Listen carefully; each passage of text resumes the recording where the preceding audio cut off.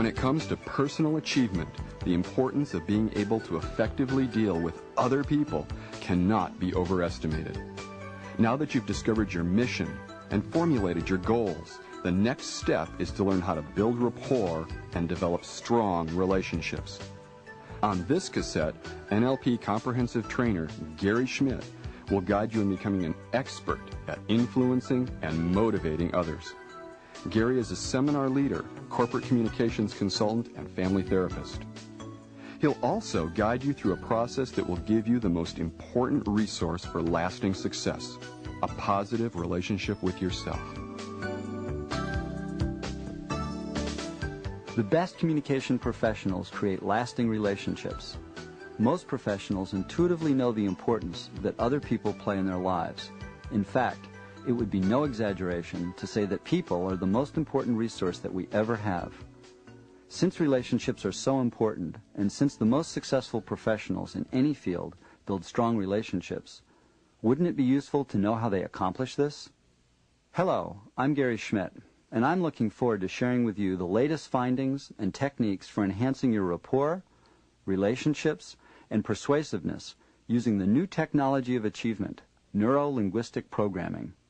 On this side of the tape, I will talk about rapport and relationships.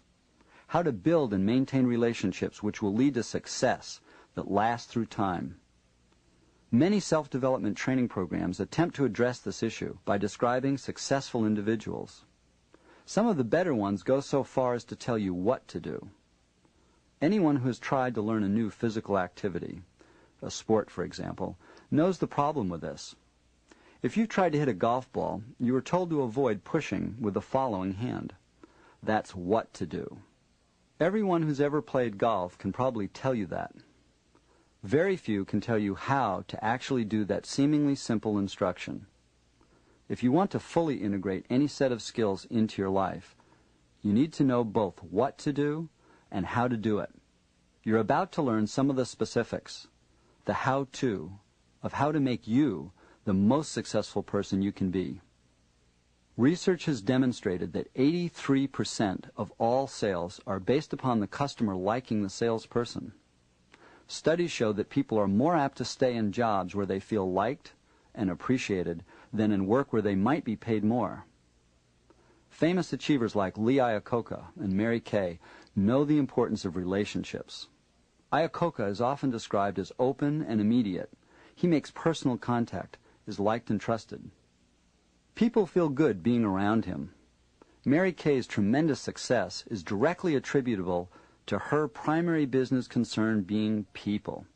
Ask her about management and you'll hear about people. She said, treat others the way you want to be treated, on and off the job. Listen closely to others' concerns and show that you value them. Successful people have the ability to develop relationships that last over time. NLP research has shown that many high achievers have the ability to develop liking and appreciation very rapidly. They naturally make people feel comfortable around them and demonstrate a concern for others' values. And inversely, those who are marginally successful or unsuccessful altogether typically lack these abilities. Many approaches to sales and management communication training recognize the importance of rapport. They often suggest that the way to rapport is matching content or the life experience of the other person. So, if the other person likes baseball, you try to like baseball too. This approach will work some of the time, yet people build relationships where there isn't any mutual interest, such as baseball or any other sport. I'm using the word relationship instead of rapport for a reason. Rapport is an important aspect of every relationship. Right now, it's popular to teach techniques for rapport. In fact, instant rapport is the promise of some. And because establishing and maintaining rapport is so valuable, I will describe several ways for you to do that successfully. To build rapport in a moment, it is possible. However, not many people have relationships that last only for an instant. Unless you plan on managing or selling to new and different people all the time, unless your business doesn't want and value referrals, then you need to consider what is happening in your business relationships through time. As a business professional, it's useful to ask the question, what business am I in? Some people think that if they sell things, they're in the business of selling. They aren't. They are in the business of building relationships, because that's how you sell things. Similarly, those in management are in the business of building relationships, because that's how you get things done. There are 3 parts to what the most successful professionals do to build relationships. This tape will teach you the skills and thought techniques that comprise this ability. They are: first, determining mutually satisfying goals; second, establishing and maintaining nonverbal rapport; and third, producing positive feelings in others. So let's get going. The first step in building successful relationships of any kind is to consider the goal for the relationship. What kind of relationship do you want? Too often, people have no idea what they want in a relationship, which leaves it open to huge misunderstandings and missed opportunities. Think of when you went out for your first job interview. If you were anything like me, you were totally concerned about the job. You thought that the only goal of that meeting was to get the job, which of course it wasn't. The primary goal of that meeting was to get the interviewer to like you, or at the very least for him or her to identify how you would be an asset for that company. By achieving that goal, you would then have had a much better chance of getting the job. I know a tremendously successful commercial real estate developer who understands this principle well. Whenever she has a meeting with someone for the first time to determine if they might work together on a project, she has a very definite goal in mind. She goes into the meeting planning to build rapport, to help the person have a positive experience of her, and then agree to another meeting. In order to have relationships contribute to your success and to prevent frustration, it is important to become aware of the goals for the various relationships in your life. Sometimes you have already developed goals for your life to quite a high degree. When you think of those goals, do they include the people necessary to achieve them? It's great to have certain sales goals in your mind, for example. However, if when you think about these goals, you see only the products or services you will sell, you are leaving out something. This is often imagined in the mind's eye as seeing those goals right in front of you, and the people you need to engage with you in getting those goals further away, like they don't matter so much. That's not useful.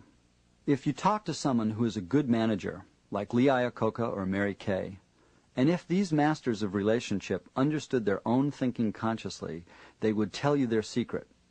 They would tell you that you should make the people closer and more vivid in your mind's eye, because it's the relationships with people in your world that make the achievement of your goals possible. You might want to do that for yourself in a way that you find very compelling now.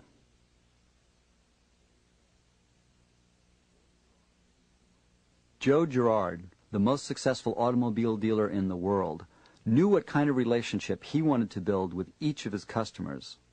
He knew their birthdays, anniversaries, favorite sports, and other interests. He went so far as to send his customers cards and talk with them about what mattered to them. He lived the notion that relationships make the man or woman successful. To begin to build that kind of success, let's use these 3 steps for setting goals. First, think of a specific person where you already have a relationship. Or, pick someone to think about that you are just getting to know. What do you want in the relationship with that person? I emphasize that person because your goals may be unique for certain individuals, whereas for others there may be some more common goals. Next, we run this goal through the goal realization conditions Kelly Gerling taught you. Just making this an additional goal is not enough to make it happen. If you want specific success, you need to do specific techniques. Think about that relationship goal in the positive. Remember to make your goal a do-want rather than a don't-want.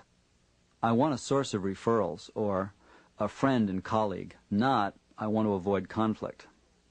Also, is the goal something that you can do something about yourself?